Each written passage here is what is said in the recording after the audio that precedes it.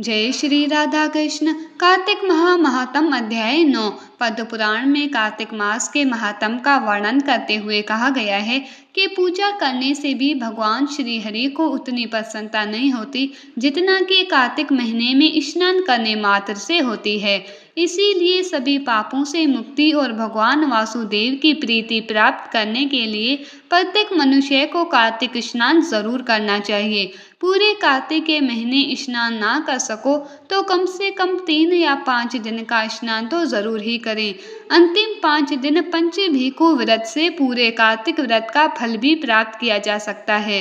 अब श्री गणेश जी महाराज और अपने गुरुदेव को याद करते हुए कार्तिक मास महात्म का 9वां अध्याय सुनते हैं। कार्तिक महात्म के अध्याय 8 में हमने अहोई अष्टमी व्रत के बारे में जाना। अब आज इस 9वें अध्याय में हम तुलसी महारानी की पावन कथा को सुनेंगे और जानेंगे तुलसी महारानी वृक्ष रूप में कैसे आई और वो भगवान श्री कृष्ण को सबसे प्रिय क्यों है। एक जयकारे के साथ शुरू करते हैं। बोलो कार्तिक के ठाकुर की जय, कार्तिक महात्म की जय। कार्तिक मास महात्म की इतनी कथा सुनकर सूत जी से शौनक आदि ऋषि कहने लगे, हे सूत जी, अहोई अष्टमी व्रत का प्रभाव बताकर आपने सभी पर बड़ी कृपा करी। अब आप कृपया करके कार्तिक मास तथा तुलसी का महात्म भी कहिए। तब सूत जी कहने लगे, हे ऋषियों, जो तुमने मुझसे पूछा है यही प्रश्न एक समय नारद जी से राजा पृथु ने किया था और जो कुछ उत्तर नारद जी ने दिया वही मैं तुमसे कहता हूँ। एक समय राजा पृथु नारद जी से आदर पूर्वक पूछने लगे, नारद जी, भगवान को तुलसी इतनी अधिक प्रिय क्यों है? आप इसका महात्म कृपया करके मुझे बताइए। तब नारद जी बोले, एक समय राजा इंद्र बहुत से देवताओं और अप्सराओं सहित महादेव जी के दर्शनों को गए। जब कैलाश पर पहुंचे तब एक बड़े भारी आकार वाले भयंकर नेत्रों वाले पुरुष को देखकर इंद्र ने पूछा कि तू कौन है और शिव कहाँ है। जब कई बार पूछने पर भी उसने कोई उत्तर नहीं दिया तो इंद्र ने क्रोध में आकर अपना वज्र उसके कंठ पर मारा, जिससे उसका कंठ नीला पड़ गया, पर इंद्र का वज्र भी भस्म हो गया। फिर उसकी आंखों से ऐसी प्रचंड अग्नि निकली मानो इंद्र सहित सारे संसार को भस्म कर देगी। ऐसी स्थिति देखकर देवताओं के गुरु बृहस्पति जी हाथ जोड़कर और इंद्र दंडवत झुकाकर भगवान शिव की स्तुति करने लगे। हे देवादिदेव, त्रिपुरासुर तथा आकासुर का नाश करने वाले, यज्ञ का फल देने वाले त्रिपुरारी, आपको नमस्कार है, आपको नमस्कार है, आपको नमस्कार है। ब्राह्मणों की रक्षा करने वाले, आपको नमस्कार है, आपको नमस्कार है, आपको नमस्कार है। नारद जी कहने लगे, हे राजा पृथु, इस प्रकार स्तुति सुनने पर श्री महादेव जी त्रिलोकी को भस्म कर देने वाली अग्नि को शांत किया और कहने लगे, हे देवताओं, वर मांगो, मैं आपकी स्तुति सुनकर अति प्रसन्न हूँ। हमने इंद्र को जीवन दान दिया। देव गुरु बृहस्पति जी कहने लगे, यदि आप प्रसन्न हैं तो इंद्र की रक्षा कीजिए और संसार का दाह कर सकने वाली अग्नि को अभी आपके नेत्रों से उत्पन्न हुई है उसको शांत करें। तब शिव कहने लगे कि नेत्र से निकली हुई अग्नि वापस कैसे जाए, इसीलिए हम इसको दूर फेंकते हैं। ऐसा कह के उस अग्नि को हाथ में लेकर शिव ने उसे समुद्र में फेंक दिया। वो गंगा के संगम, जिसे हम लोग गंगा सागर कहते हैं, वहां जाकर गिरी। गिरते ही वो अग्नि बालक रूप में परिवर्तित हो गई और जोर से रोने लगी। उसके रोने की आवाज से पृथ्वी कांपने लगी तथा सातों लोग बहरे हो गए। ऐसा आश्चर्य देखकर वहां पर आए हुए ब्रह्मा जी, जो समुद्र की गोद में बालक को देखकर आश्चर्य से पूछने लगे, ये बालक किसका है? समुद्र ने बड़े आदर से बालक को उठाकर ब्रह्मा जी की गोद में दिया और कहने लगे कि ये मेरा पुत्र गंगा से उत्पन्न हुआ है, आप इसके जात कर्म संस्कार करिए। फिर उस बालक ने ब्रह्मा जी की दाढ़ी पकड़कर उसने जोर से मरोड़ी कि ब्रह्मा जी के नेत्रों से आंसू आ गए। किसी तरह दाढ़ी छूटी तो ब्रह्मा जी ने कहा, इस बालक ने हमारी आंखों से जल निकाला है, अतः इस बालक का नाम जालंधर होगा, परंतु ये शिव के अतिरिक्त किसी और के हाथों से नहीं मरेगा, क्योंकि ये शिव के अंश से ही उत्पन्न हुआ है। ये अभी युवा हो जाएगा। ब्रह्मा जी ने शुक्राचार्य को बुलाकर उसका राज अभिषेक कराया और स्वयं अंतर ध्यान हो गए।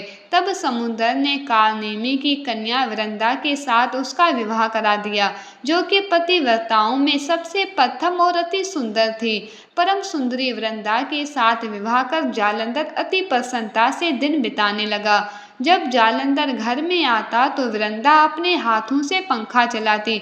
वो अपने पति को नारायण समझकर उसकी सेवा करती। इसके बाद नारद जी कहने लगे, हे राजा पृथु, अब मैं पतिव्रता स्त्रियों के कुछ लक्षण तुमसे कहता हूँ, ध्यान से सुनो।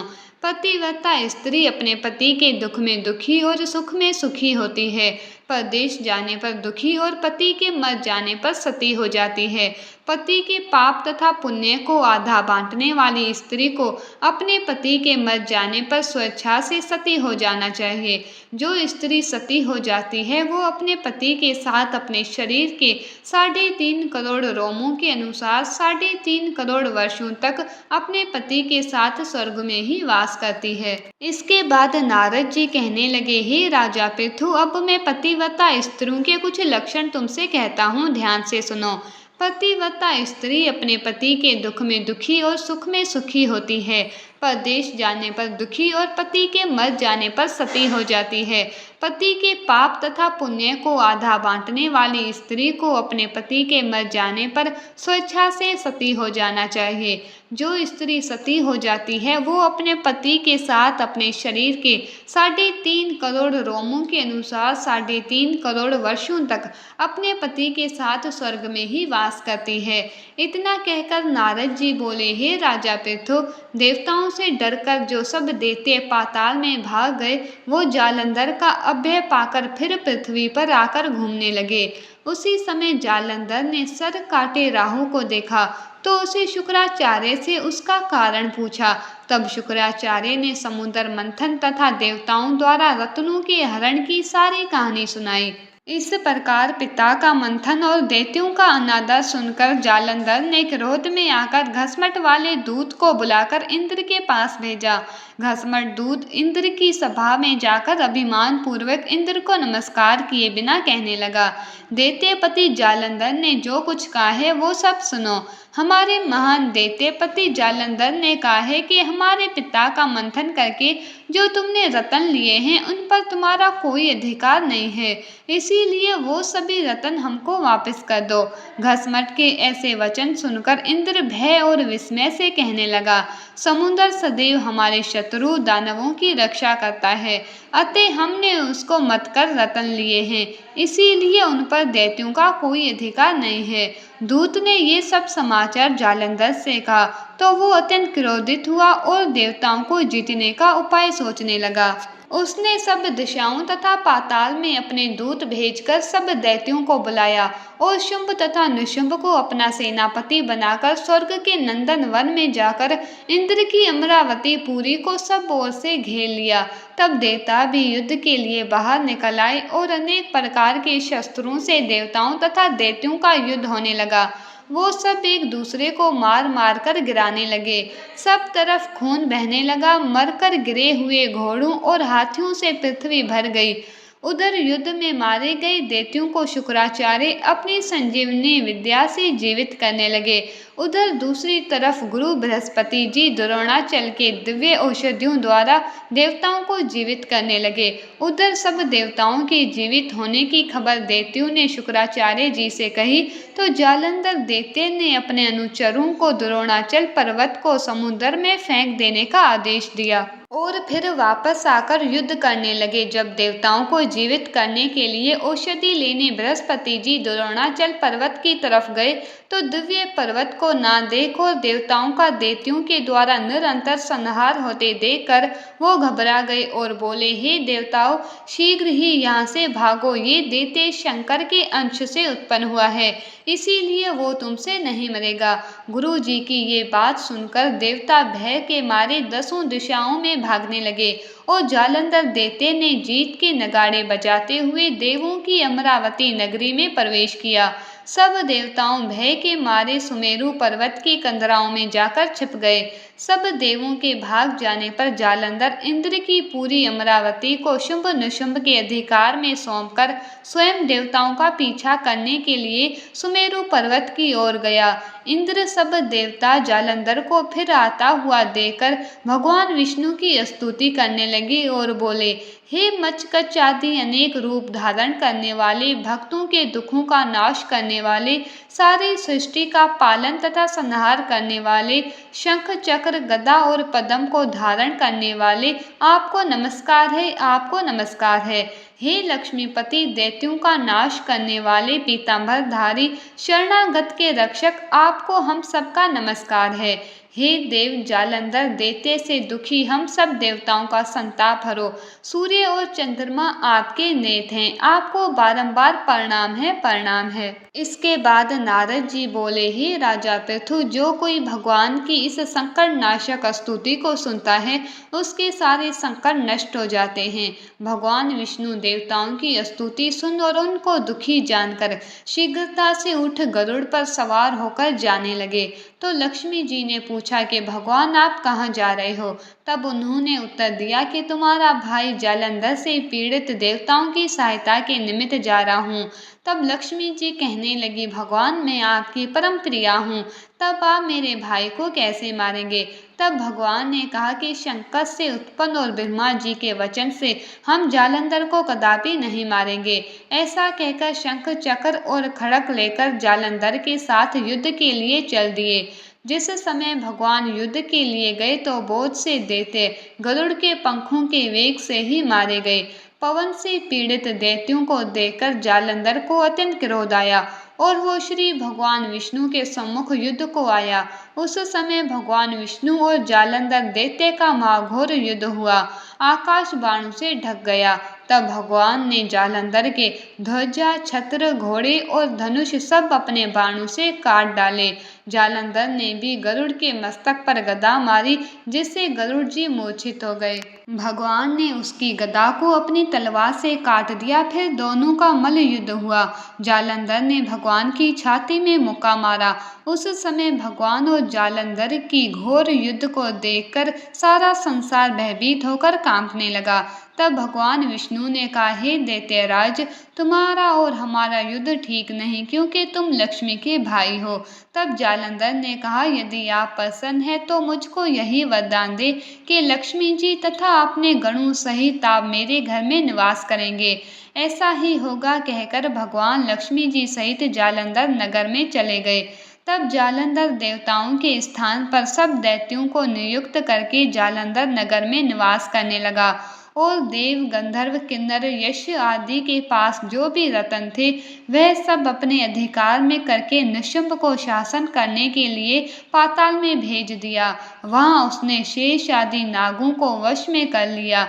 इस तरह जालंधर देव, गंधर्व, किन्नर, यक्ष और मनुष्य सबको अपनी प्रजा बनाकर पुत्र सम्मान तथा धर्म नीति से उनका पालन करते हुए त्रिलोकी का राज्य भोगने लगा। नारद जी कहने लगे, हे राजा पृथु, एक समय भगवान के दर्शन करने तथा जालंधर की राज्य लक्ष्मी को देखने के लिए हम भी वहां गए। नारद जी कहने लगे, हे राजा पृथु, जालंधर ने हमारा बड़ा आदर और सत्कार किया। भक्ति भाव से पूजन करके कहने लगा, महाराज आपका आगमन कैसे हुआ? मेरे लिए क्या आज्ञा है? हमने कहा कि दैत्यराज, हम कैलाश पे गए थे, वहां पार्वती सहित अवधूत शिव और उनका वैभव देखा तो हम तो चकित ही हो गए। क्या ऐसा वैभव और किसी के पास भी हो सकता है? ऐसा विचार कर तीनों लोकों में भ्रमण करते हुए हम यहाँ पर आए हैं। यहाँ आकर तुम्हारी समृद्धि भी देखी। तुम्हारे और शिव के वैभव में और कोई अंतर नहीं है किंतु तुम्हारा वैभव स्त्री रहित है। भस्म लेपन करने वाले राग रहित कामदेव के शत्रु शिव के पास स्त्री रतन जैसी पार्वती है। वैसे यद्यपि तुम्हारे पास अनेक सुंदरियां हैं, परंतु उनमें से कांतिमान पार्वती जी की तुलना वाली कोई भी नहीं है। अतः तुम्हारा ये वैभव स्त्री रत्न रहित देकर यही निश्चित हुआ कि शिव के समान वैभवशाली इस समय त्रिलोकी में कोई भी नहीं है, क्योंकि उनके पास पार्वती जैसी महान सुंदर स्त्री है। इन्हें पार्वती को देखकर ब्रह्मा जी ने अनेक अप्सराएं रची, पर एक भी पार्वती की समता को नहीं पा सकी। नारद जी कहने लगे, हे राजा पृथु, हम तो इतना कह के वहां से चले आए, परंतु जालंधर ने पार्वती जी की इतनी सुंदरता सुनकर काम ज्वर से पीड़ित हो राहु को बुलाकर शिव के पास भेजा।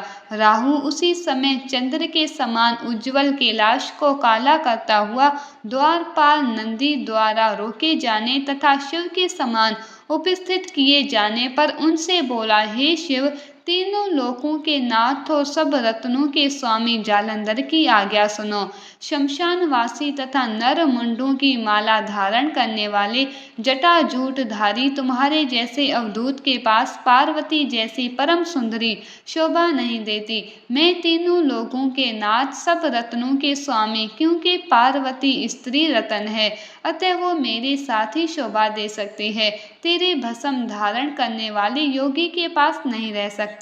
नारद जी कहने लगे, हे राजा पृथु, राहु के इतना कहते ही शिव जी ने अपना भ्रुकुटी से एक अत्यंत भयानक पुरुष को उत्पन्न किया, जिसका सिंह के समान मुख, जलती हुई अग्नि के समान लाल लाल नेत्र और शरीर पर खड़े हुए बड़े बड़े बाल थे।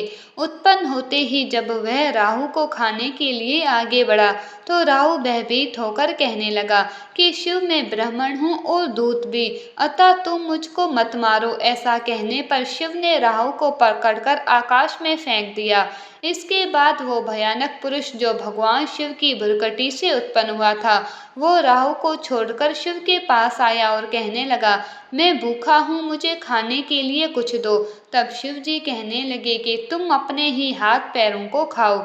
ये सुनकर वो आज्ञा का पालन करता हुआ अपने हाथ पैर खाने लगा। जब वो हाथ पैरों को खाता हुआ सारे धड़ को खा गया, केवल मुख ही बचा, तब शिव जी ने प्रसन्न होकर कहा कि आज से तुम्हारा नाम कीर्ति मुख होगा और तुम हमारे द्वारपाल होगे। पहले तुम्हारी पूजा होगी, तुम्हारी पूजा बिना हमारी पूजा निष्फल होगी। आप सबने देखा होगा, मंदिर के बाहर एक मुख बना होता है, यही द्वारपाल कीर्ति मुख है। भगवान शिव से पहले उनकी पूजा जरूर करनी चाहिए। वापस कथा की ओर। उधर राहु आकाश में जाकर बर्बर देश में गिरा। राहु की ऐसी दशा सुनकर जालंधर को बड़ा क्रोध आया और वह दैत्यों की 1 करोड़ सेना लाई थी। सामने एक आंख वाले शुक्राचार्य और अंगहीन राहु मिले। उनकी अतिरिक्त और भी अनेक अपशगुन हुए, परंतु वो रुका नहीं। तब दैत्य सेना सारे आकाश में छा गई। जब देवताओं ने जालंधर की कैलाश पर चढ़ाई देखी तो छिपकर शिव जी को खबर दी। कार्तिक माह महात्म अध्याय 9 समाप्त। कल कार्तिक मास महात्म के अगले अध्याय को सुनेंगे और जानेंगे कि शिव जी ने जालंधर का वध कैसे किया। तब तक नाम जप करते रहो और याद रखें, क्षणभंगुर जीवन है पगले, कल्ले प्रभु का ध्यान रे, ना जाने कब देह का पंछी कर जाए प्रस्थान रे। ये याद रखो, मन में दिमाग में बैठा लो, बसा लो, जीवन का कोई भरोसा नहीं है, अभी है और अगले पल का पता नहीं। इसीलिए अभी भी समय है, ज्यादा से ज्यादा नाम जप करके जन्म मृत्यु के चक्र से मुक्ति पालो, क्योंकि कलयुग केवल नाम आधार है। सिर्फ नाम जाप करके ही भक्ति, शक्ति, मुक्ति, प्रेम सब पाया जा सकता है। इसीलिए प्रेम से, मन से, भाव से हर समय, हर पल, हर सांस के साथ जाप करते रहो। हरे कृष्ण कृष्ण कृष्ण हरे हरे, हरे Ram Ram Ram Hare Hare. Please in videos को ज़्यादा से ज़्यादा शेयर करके कार्तिक मास के प्रभाव को सबको बताओ। अपने शास्त्रों का ज़्यादा से ज़्यादा प्रचार करो, ये भी एक सेवा है। Please like, share and subscribe. Radhe Radhe.